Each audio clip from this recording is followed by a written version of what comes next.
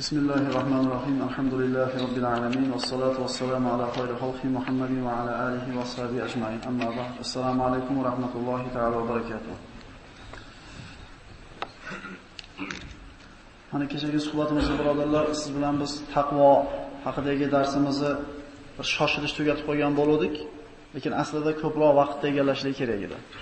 Va bugun o'zi tartib bo'yicha ana shu 3-dars rizqqa baraka olib keladigan sabablardan 3-si bu silay rahmni o'tmoqchi edik, lekin ba'zi bir birodarlarning takliflariga ko'ra ana shu taqvo xususida ba'zi bir amaliy misollarda aytib o'tishlik taklifi tushdi, shunga labbay deb javob bergan bo'ldik. Mana kecha shu suhbatni tugatganimizdan keyin akalarimizdan bittasi kelib shunday bir savol berib qoldi. Alloh rozi bo'lsin, diqqat bilan eshitayotgan ekan, bir qalbiga borib tushib shekilli shu savol kelibdi. Bu ukasiz gapirayotgan bu gaplar bari xulosa olib tursak, hayotdagi hamma mushkullarni hal qiladigan ishlar shu taqvoga borib taqalyapti. Shu sizning xulosalaringizmi yoki o'qib berganlaringiz, biror bir hadisdan hujjatingiz bormi degan bir chiroyli savolni berdi. Birodarlar, bu gapilayotgan gaplar xulosa emas. Bu olimlarning gapi ham emas. Bu hadis ham emas. Bu to'g'ridan to'g'ri oyat birodarlar. Mana shu aytilgan 13 ta foydani Alloh taolo mana shu Qur'onda to'g'ridan to'g'ri oyatlar bilan isbotlab qo'ygan.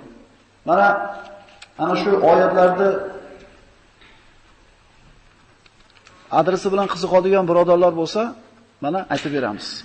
Bugun inshaalloh ana shu kecha o'tgan darsimizni bir qancha bir misollar bilan sharhlab berishga harakat qilamiz inshaalloh. Mana aytdik, taqvo bu Alloh taolo bandalardan talab qilgan yagona narsa. Alloh taolo bizdan rizq so'ramaydi. Bizdan bir shukr, bizdan minnatdorchilik talab qilmaydi, balki bizdan faqat ibodatni, taqvoni talab qiladi. Mana aytdik, taqvo har qanday mushkullarga yechim bo'lgan, har qanday bir muammoni yechiladigan bir yagona yo'li. Fattaqulloha va yuallimukumulloh dedi Alloh taolo Qur'oni Karimda. Sizlar taqvo qilinglar, men o'zim ham yo'lda o'rgataman. Faraz qilaylik, bir ota-ona, bir otaki kasaliyatda, bolalari hali balog'atga yetmagan edi, vafot etishlar arafasida turibdi. Bolalari sag'ir qolgan, o'lib ketyapti. 4 ta yoki 3 ta kichkina bolasi ana shu beva ayol bilan qolyapti. Ota ketyapti oxirat safariga. Mushkulami? Problemami? Buni hech qanaqa tanish bilish bilan hal qilib bo'lmaydi buni. Bu ketayotgan odam hech narsa qila olmaydi bolasi uchun. Lekin farzandlarini o'zidan keyin yetim qolib, qiylanib ketishligi haqida o'ylaydigan bo'lsa, odam siqilib ketadi. Mana shu o'rinda islom nima deydi? Mana shu vafot etayotgan ota, agar tiriklik davrida Allohdan taqvo qilib yashagan bo'lsa, xavotir olmasin deyilyapti. Rasululloh sollallohu alayhi vasallam aytayapti, farzandlarining kelajagi haqida g'am qilgan, farzandlarining kelajagini o'ylagan ota bo'lsa, bitta narsa qilsin deyapti. U ham bo'lsa taqvo qilsin. Dalil Musa va Xizr alayhissalomlar ana shu bir-biri bilan uchrashib, Musa alayhissalom Xizr alayhissalomdan ilm o'rganmoqchi bo'lib so'ragan paytda, meni bilgan ilmimni o'rganishlikka sabringiz yetmaydi dedi. Va 3 ta voqea bo'ldi. Musa alayhissalom haqiqatan sabr qilmadi. Kemani teshib qo'ydi, bir bolani o'ldirib qo'ydi va nurab yotgan devorni tikka qilib qo'ydi. Qishloqqa kirishgan edi, yotoqqa joy so'radi, yoqda hech kim javob bermadi, ovqat so'radi, hech kim bermadi. Qishloqda chiqib ketishyapti. Qarasa devorni bir qishloqda chekkasi bir devor nurab yotibdi. Xizr alayhissalom shunday yengilishmadi-da, ikkala payg'ambar devorni tikka qilib qo'yishdi. Shunda Musa alayhissalom 3-marta sabr yetmadi, aytdiki, "Ha bu dedi bizga yemoqqa, yotoqqa joy bermasa, ovqat bermagan bo'lsa, ha bu devorni urib qo'ydik bu qishloq ahlining devorini. Ha, haqqini talab qilmaymizmi?" deganda, "Sizni sabringiz yetmagani uchinchisi shu, javobini aytaman" dedi-da, nimaga devorni urganligini aytdi. Bu devor 2 ta yetim bolaning devori edi. Devorning tagida xazina bor edi. Devor agar yana nurashlikda davom etganda xazina ochilib qolardi, bu 2 ta yetim bola ana shu boyligini himoya qilib olishga qurbi yetmas edi. Ota-onasi yaxshi odam bo'lganligi uchun deyapti Musa Xizr alayhissalom. Alloh buyurdi, devorni tikka qilib qo'ydik. Birodalar, o'lib ketgan ota-ona bola chaqasiga nima yordam qilishi mumkin? Hech narsa qila olmaydi. Faqat taqvo bilan o'tgan bo'lsa, o'lib ketgandan keyin bu taqvodor bandani farzandlari Allohga omonat bo'lar ekan. Payg'ambarlar devorni urib qo'yar ekan birodarlar. O'lib ketayotgan odam agar taqvo qilib yashagan bo'lsa, g'am qilmay o'laversin. Agar uy berib, mashina bermagan bo'lsa ham, Alloh taoloning omonatida bo'ladi ular. Fi riayatillah, Alloh taoloning hifzi himoyasida bo'ladi bu farzandlar. Birodarlar, o'shuning uchun hadab devor choplaver, devor quravermasdan taqvo qilib ham yashab ko'raylik-da. Bizdan keyin Alloh taolo farzandlarimizni ko'chada qo'ymaydi.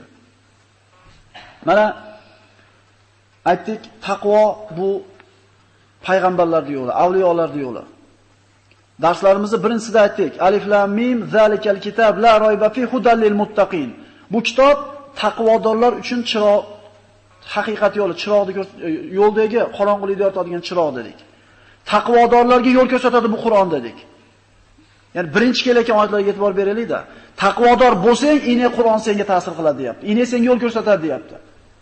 Bir oyatni bir odamga o'qib bersangiz, yig'laydi, qalbi ezilib. Ikkinchi odamga o'qib bersang, baxrayib turaveradi. Nima bo'pti deb. Bu nimani belgisi? Ana shu taqvoning yo'qligi.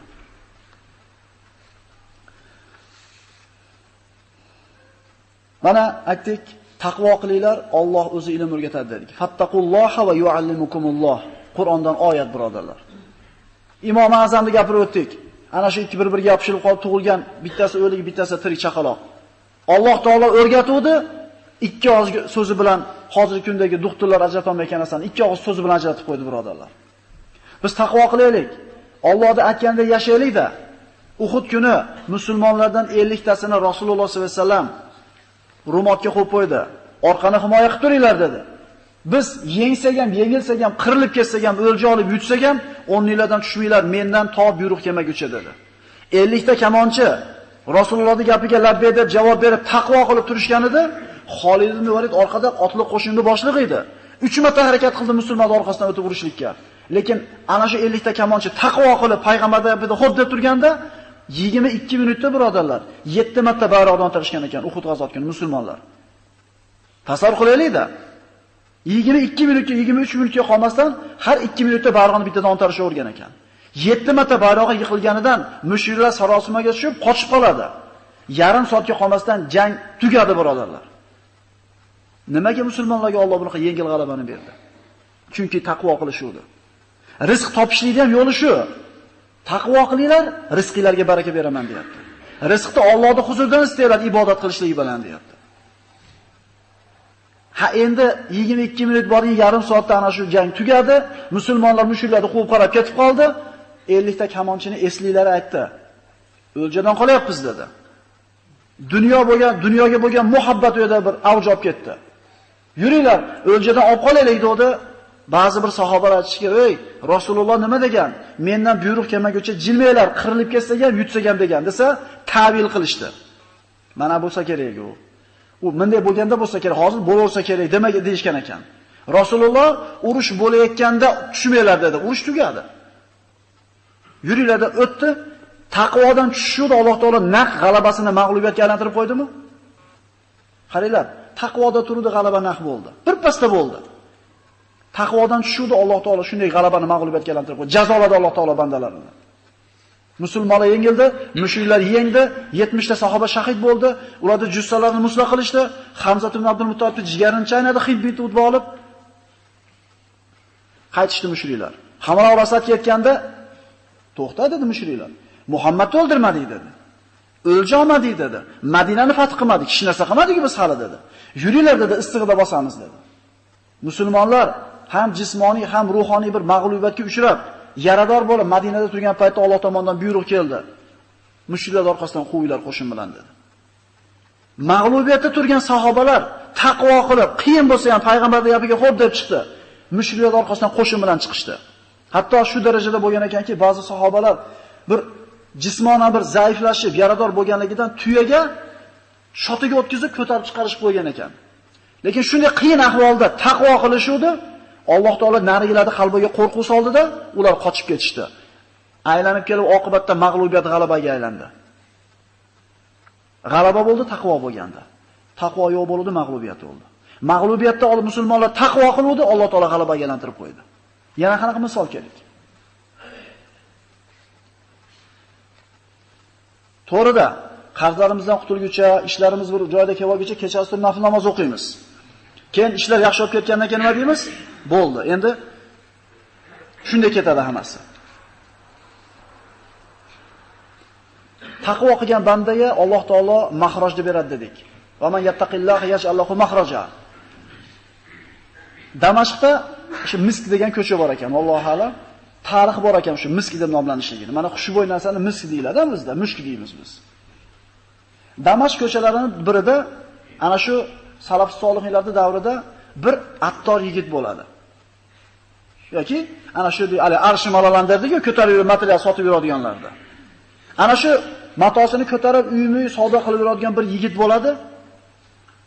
Ko'chalarda ana shu odatiga ko'ra kelib, eshik tagiga kelib, ayollar ko'chaga chiqmaganligi uchun eshik tagiga kelgan ekan do'kon birodarlar. Taqvo qilsa, ayollarga magazin eshik tagiga kelgan ekan. O'zlari yurmasa bozorga.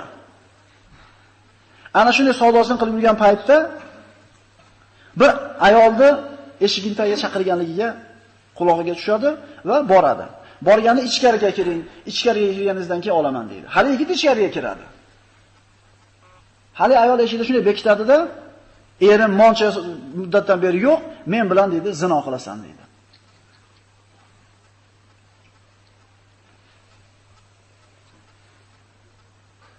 Majbur.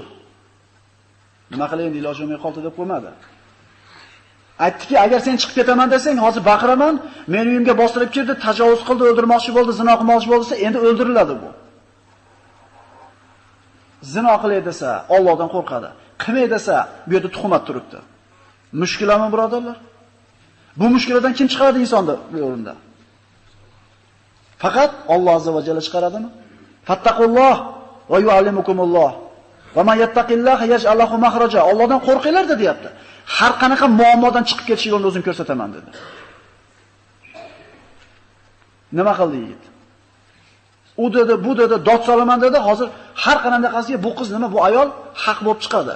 Chunki ostonasini oqlab o'tganingizdan keyin albatta siz nohaq bo'lasiz. Ming xil yo'lni qilib ko'rdi, lekin bo'lmadi. Oxiri yigit ko'ndi. Xo'p dedi. Men sen bilan zino qilaman dedi. Faqat hojatxonaga bir kirib chiqay dedi. Hojatxonaga kirdi, ana shu yerdagi najosatni olib shunday betlariga, boshlariga surkab chiqdi. Chiqqanda haligini badbo'y hidiga hali ayol eshikni ochib haydab chiqarib yubordi. Yo'qol dedi. Zinodan qutulganligiga, ma'siyatdan omonda qolganligiga hamd aytgancha yurgancha ko'chadan ketdi.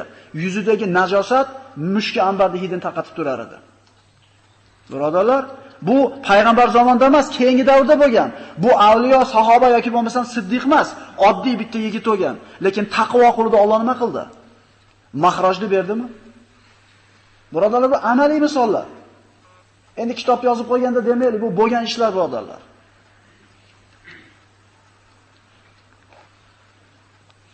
Sahobalar davrida mana musulmonlar Forsni fath qilib borar ekan, Tustar degan qal'ani qamal qilishadi. Juda bir mustahkam qal'a bo'ladi. 6 oy qamal qilib olisha olmaydi musulmonlar. Har xil yo'lni qilib ko'rishadi, lekin imkoniyati bo'lmaydi. Shu derazani ochiladi, ozgina havo kirsin. Ozgina. Ochiq bo'lar ekan, yopib qo'yasizlar. 6 oy qamal qilishadi. Olisha olmaydi.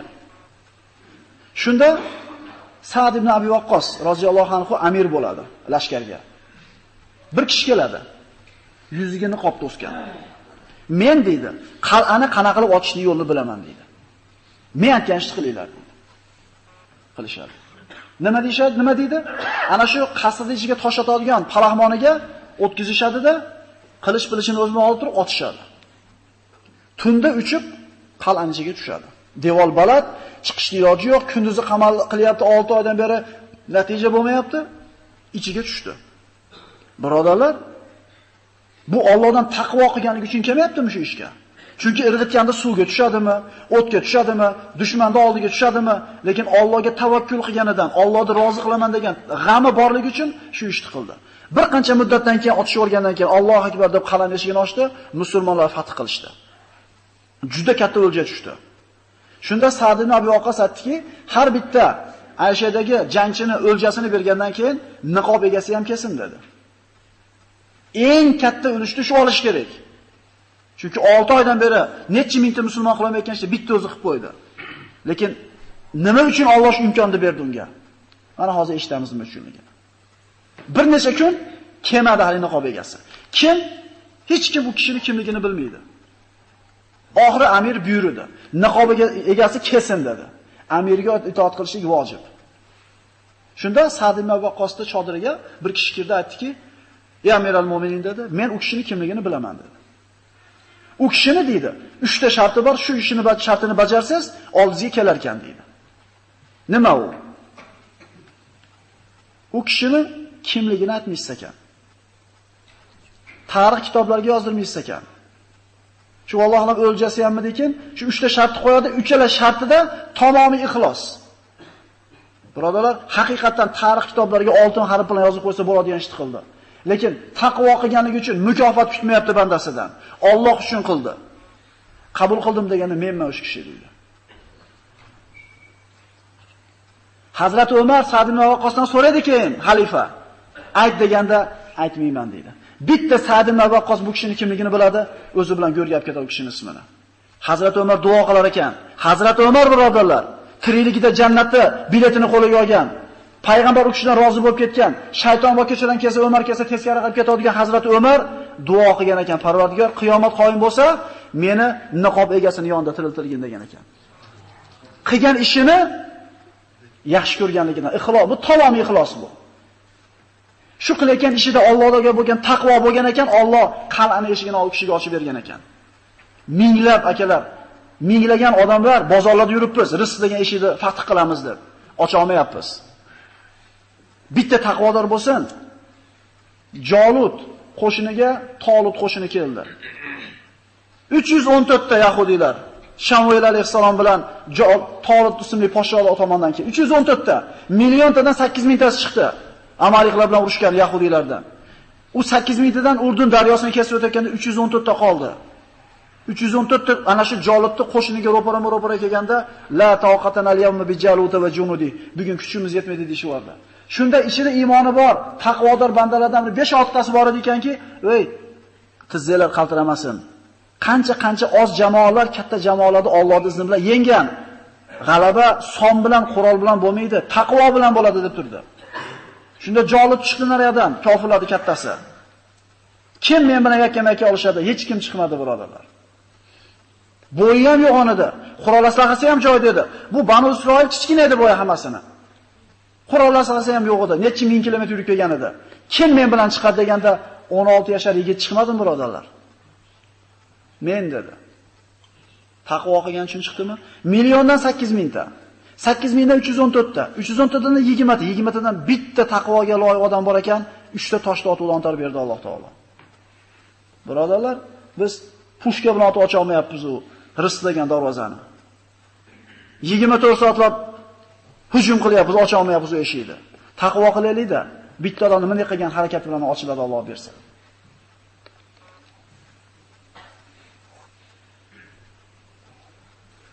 Taqvo birodarlar. Xo'p, bu erkak kishilar. Ibrohim alayhisalom ayoli Hojarni emizikli Ismoil bilan Bakka degan vodiyga yetalab keldi. Ha? Eslaylik o'sha qissani. Yetalab keldida, turinglar dedi, shavqasin qilib ketdi. Shunda Hojar ona aytdiki, "Ey Ibrohim, bizni tashab ketasizmi shu yerga?" dedi. Indamay ketyapti. Bir dona bolasi, 85 ga kirganda ko'rgan bir dona bolasini o'limga tashab ketyapti. Hozirda ham Makka shahri bo'lmagan. 2 marta so'radi, indamadi. 3-marta Allohu amaraka bi hada. Yo, Alloh buyurdimi sizga bu ishni dedi. Dedi Ibrohim alayhisalom, "Ha" dedi. "Idan lan yuzayyana Alloh" dedi ayoli. Alloh buyurgani uchun qolsak, unda bizni zoya qilmaydi, sharqasiga qaytdi. Yuragidagi quvvatni qarang. Erkaklarga ibrat bo'ladigan darsda aytdi. Allohning buyrug'i mushada qolsak dedi, shu harom pulni olmasam Alloh mendan rozi bo'ladimi? Bo'ldi, olmadim deganda. Bizni sho'rga borib tashlab olmayapsiz kim birodarlar? Faqat savdoda nima qilma deyapti, yolg'on gapirma deyapti. Rizq haqida ham qilma deyapti. Mukofot qanaqa bo'ldi? Mukofotda ichib ko'rdinglar hammalar birodarlar, Zamzam degan suvni. Makka degan shaharga borib ko'rdinglar birodarlar. Taqvo qiluvdi. Alloh ko'chada qo'ydimi bu zaifani? Zamzam suvini chiqardi, Jurhum qabilasi keldi, Makka degan shahar paydo bo'lmadimi? Nimani mukofoti bari bular? Taqvodimi?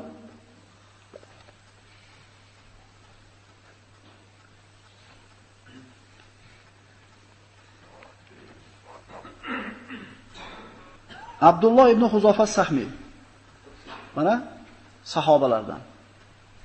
Rumga musulmonlar qo'shin tortib borganda asir tushadi. Asir tushadida ana shu Rumning podshosi bu musulmonlarni deydi payg'ambarga bo'lgan muhabbati juda qattiq ekan. Bir sinab ko'rmaymizmi? 5-6tasini olib kelinglar dedi. Olib keldi. Abdulloh ibn Huzofani olib keldi. Haligi imperator shunday qarab turdi-da, bitta taklif bor dedi. Asir tushgan musulmonga bitta предложение bor deyapti. Xo'sh deydi Abdulloh. Diningni qo'yasan deydi. Meni dinimga o'tasan, seni omon qoldiraman deydi. Desa yo'q deydi. Bo'lmasam o'lasan desa, o'shini deb kelganman bu yerga deydi. Bo'lmasam deydi, yana bitta taklif bor deydi. Olib borishadi, devorga qo'yib, buyuriydi kamonchilarga. Kamonni shunday otinglarki, yoniga kelib sayilsin. Cho'chitinglar. Olib boradi qo'yishadi, otishadi, oyog'ini oldilariga, kallarga sayladi, olib keladi. Yana bitta taklif bor deydi. Xo'sh deydi. Diningni qo'yasan deydi. Meni dinimga o'tasan deydi. Senga juda katta pul beraman deydi. Va qo'yib yuboraman deydi. Xohlamaydi. Yana bitta taklif bor deydi. Vazirim bo'lasan deydi. Birodalar, ushbu paytdagi Vizantiyskiy imperiya, mana Rum deganda Rimskiy imperiyani tushunmaylik. U burun bo'lgan, Iso alayhisalom davrida bo'lgan Rimskiy imperiya. Rum, Vizantiyskiy imperiya bu. Turkiyaning territoriyasida bo'lgan. O'sha davrdagi eng kuchli imperiyaning bitta imperatori vazirim bo'lasan deyapti. Faqat pul bermayapti, biz qo'llagan faqat pulni emas, amalni ham beryapti desa, unamaydi. Unda o'ldirib yuboramiz sen deydi. Shuning uchun keldim deydi. Shunda ko'zini oldida bir qancha musulmonni olib kelib turib, qozonda qaynab turgan yoqqa shunday tashlashib yuboradi tirikligicha.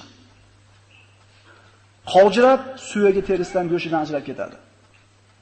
Abdullohni olib kelib tashlashmoqchi bo'lganda yig'lab yuboradi Abdulloh. Podshoga kelishadi, yig'lab yubordi deydi. Sindi deydi. Olib kellarchi deydi, olib keladi. Nima bo'ldi? Talabimga ko'ndingmi? Qo'rqdingmi desa, yo'q deydi. Hali ham o'sha gapimga qo'rqmadim deydi. Nima qurib ketgan, nima yig'lading unda desa aytadiki, nima yig'ladim aytaymi deydi. Hozir meni oldimdan burun bitta musulmonni tashlading, shunday qovjirab go'shi suvidan ajrab ketdi. Hozir meni ham tashashadi, men ham Alloh yo'lida bitta jonimni beraman, shu bilan Alloh oldiga yetaman. Nimaga yig'ladim? Nimaga bitta jonimni berib Allohning roziligiga yetishamanmi? Nimaga jonim mingta emas, mingta jonimni bermayman Alloh yo'lida? Bitta jonimni beraman Allohning roziligiga deb, jonimni bittalik yig'ladim deydi. Taqvo birodarlar. Bitta ish qilsang deydi, qo'yib yuboraman seni deydi. Podsho qoyil qoladi. Peshanamdan bitta o'f qo'y deydi. Senda qolgan bitta peshanamdan o'f qo'ysin deydi. Peshanamdan o'f qo'ysam, qolgan asir tushgan musulmonlarni ham qaytarib yuborasanmi deydi. Qaytarib yuboraman. Abdulloh aytadi keyin, o'ylab ko'rdim deydi. Bitta mushrik nasroniyni peshanasini o'f qo'ysam, hech narsa bo'lmasa kerak deb peshanasini o'pdi. Podsho ana shu asirlar bilan qo'shib jo'natib yubordi. Hazrat Umar eshitganda aytdiki, har bitta musulmon dedi, Abdullohning peshanasini o'pishlik kerak. Birinchi bo'lib men o'zim o'paman dedi. Birodarlar, taqvo qilsa Alloh taolo yo'l ko'rsatib yurar ekan. Shu kuni o'lmay qolishini Alloh taqdir qilgan ekan, dinida sobit turuvdi ham o'lmadi. Agar mushrik bo'lib ketganda ham o'lmasdi ekan.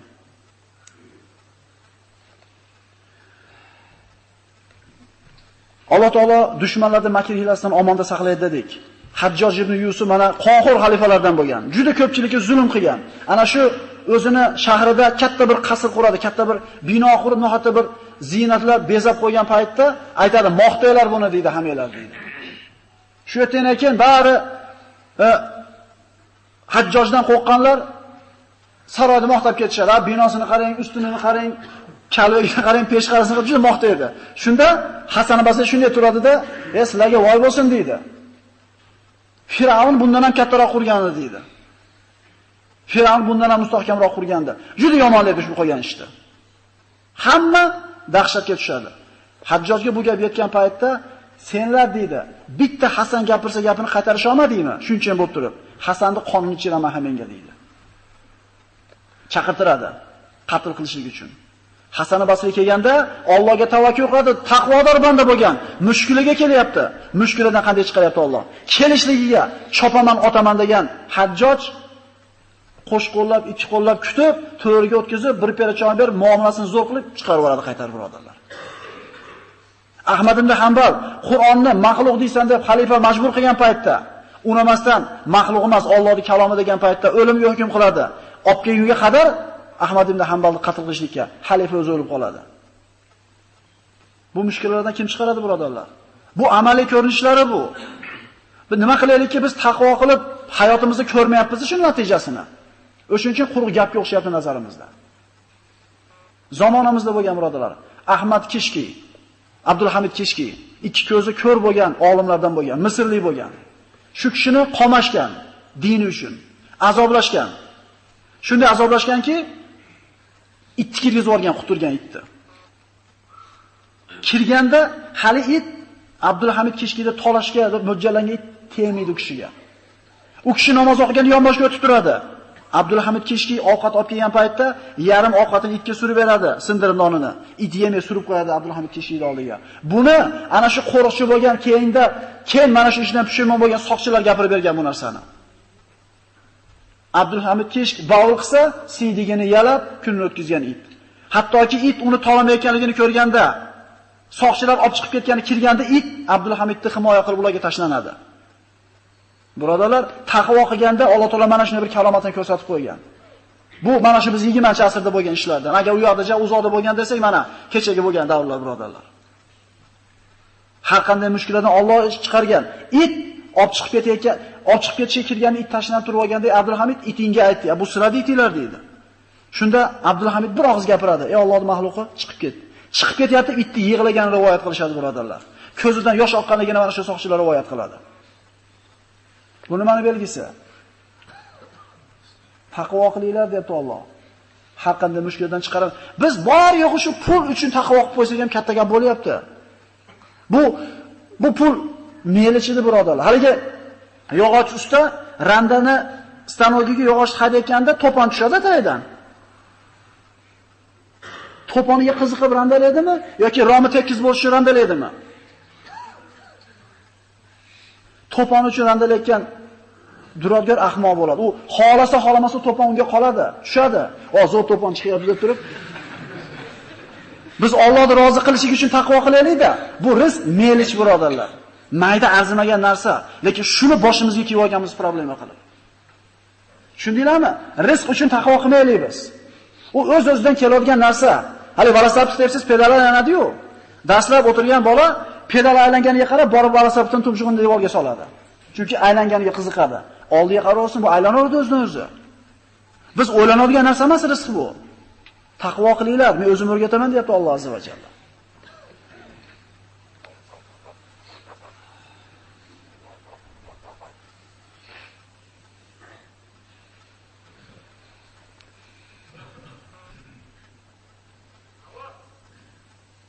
Inna akramakum indallohi atqakum dedi Alloh taolo. Allohning huzurida sizlarda eng hurmati balandinglar, Allohdan ko'p taqvo qilganinglar dedi.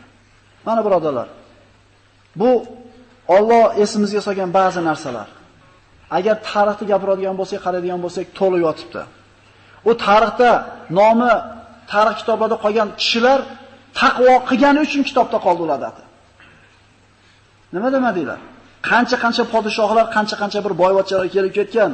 Ularda atana bola chaqasi ham islamaydi kerak bo'lsa. Lekin taqvo qilganlarda Alloh taolo mana shuni o'zining kitobida yozib zikr qilib qo'ydi. Bu sahobalar, tobiinlar, olimlar gapni indallosi akalar. Taqvo qilaylik-da. Rizq bu ko'plab keladigan narsalarning qatoridagi bitta narsa. Lekin shuni pesh qilib gapirishga to'g'ri kelyapmiz. Taqvo qilsanglar ishlaringiz yurishadi deyapmiz. Gapdim deb po'stkallasi. Demak taqvo qilsam ishlarim yushar ekan deb turib taqvo qilsa ham ajamas keyin tushunib qolsa taqvoda. Fattaqulloha yazidkum quwwatan ala quwwatikum va la tatawallaw mudbirin. Mana Hud alayhisalom aytadi: "Ey qavmim, Allohdan taqvo qilinglar" deydi. Quvvatinglarga quvvat qo'shadi deydi. Quvvatinglarga quvvat qo'shadi. Albatta ikkita tuxum yeymiz. Kuchliroq otimiz. Nima qilmaslik uchun? Charchab qolmaslik uchun. Saharlikda ko'proq yeylar, birodarlar. Yong'oq yeylar ikkita ovqatdan keyin. Xilma-xil taomlar yeylik. Nima uchun? Qiylanib qolmaylik, charchab qolmaylik, iligimiz uzukib qolmaylik.